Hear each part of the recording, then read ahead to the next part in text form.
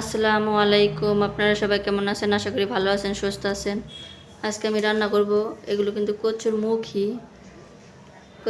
দিয়ে আমি আজকে তেলাপিয়া মাছ রান্না করব। এটা ভালো করে পরিষ্কার করে কাইটা নিব। মুখীগুলো আমি সবগুলো এই সাইজ করে কেটে নিয়েছি। মুখীগুলো পিচ্ছিল লাগতেছে, তার জন্য আমি এখানে দিয়ে দিব লবণ দিয়ে ভালো করে মাখিয়ে নিব, যিনি পিচ্ছিলটা ছেড়ে যায়। সবগুলো কিন্তু আমি যে লবণ দিয়ে মাখিয়ে নিয়েছি, দেখেন যে কীরকম পিচ্ছিল। পানি দিয়ে ভালো করে ধুয়ে নিব। আমি কিন্তু ভালো করে ধুয়ে নিয়েছি। এখন হালকা একটু সিদ্ধ করে নেব মুখিটা, দিয়ে দিব লবণ সাথে। এখন মুখিটা সিদ্ধ হতে থাক, আর এদিকে আমি তেলটা দিয়েছি, মাছটা ভাজা রান্না করবো। এখানে মরিচ, হলুদ, লবণ দিয়ে মাখিয়ে নিয়েছি। দেখেন বাইরে কিন্তু বৃষ্টি হইতেছে কি সুন্দর, আর বৃষ্টির মাঝে বাসার নিচে মাছ বিক্রি করতেছে, বৃষ্টিতে ভিজে। এদিকে কিন্তু মাছটা ভাজা হয়ে গেছে। আর এখানে দেখেন মুখি আমি সিদ্ধ বসাইছি, মনে হইতেছে দুধ গরম দিয়েছে। এখন আমি এটা নামিয়ে নিব। এখানে আমি ছাঁকনির সাহায্যে এগুলো উঠাই নিব। এটা কিন্তু ভালো করে একবার ধুয়ে নিব আবার আমি। এখন আমি তরকারিটা বসিয়ে দিব। আগে থেকে চুলাতে কড়াই দিয়ে তেলটা গরম করে নিয়েছি, দিয়ে দিব মরিচ, পেঁয়াজ।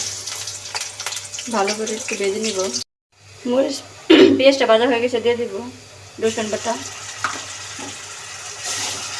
এখন এর মধ্যে দিয়ে দিব হলুদের গুঁড়া। হলুদটা মেশানো হয়ে গেছে, দিয়ে দেবো কষানোর জন্য পানি। এখন একে একে সব মশলা দিয়ে দিব। প্রথমে মরিচের গুঁড়া, ধনিয়া গুঁড়া, দিয়ে দিব জিরা গুঁড়া, পরিমাণ মতো লবণ। মশলাটা ভালো করে মিশিয়ে নিব। মশলাটা ভালো করে মিশিয়ে নিয়েছি। এখন কিছুক্ষণের জন্য ঢাকনাটা ঢেকে দিব।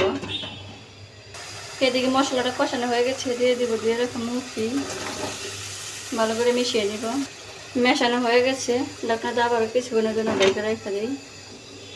ঢাকনা খুলে আরেকবার নাড়াতে দিই।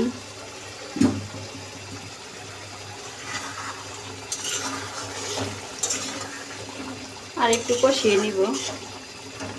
একটু কষিয়ে নিলে কষানোটা হয়ে যাবে। আর একটু ঢাকনাটা ঢেকে দিব। মুখিটা কিন্তু আমার কষানো হয়ে গেছে। এখন দিয়ে দিব সিদ্ধ হওয়ার জন্য পানি। এখন ঢাকনাটা কিছুক্ষণের জন্য আবারও ঢেকে দিই, জলটা ফুটে আসুক। এদিকে রান্নাটা হতে থাক, আর এদিকে আমি রুমটা ঝাড়ু দিব। পাপোশগুলো উঠিয়ে নিই, সবগুলো পাপোশ এগুলো বাইরে আমি ঝাড়ু দিয়ে নিব।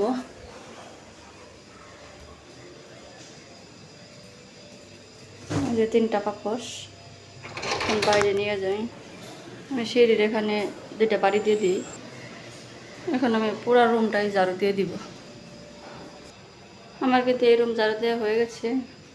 এখন এই রুমটা দিয়ে নিব। এদিকে এই রুমটা ঝাড়ু দিয়ে দিয়েছি। এখন দেখি তরকারি কি অবস্থা। ঝোলটা কিন্তু ফুটে আসছে। এখন দিয়ে দিব ভেজে রাখা মাছ। এদিকে মাছটা কিন্তু দিয়ে দিয়েছি, আবার ঢাকনাটা ঢেকে দিই। আর এদিকে বাকি টুকু ঝাড়ুদানি। রুমের ভিতরে ময়লা যে কোত্থেকে আসে এটাই বলতে পারি না। দেখেন কতগুলো ময়লা। এদিকে রান্নাটা প্রায় হয়ে আসছে, দেখি কোন পর্যায়ে।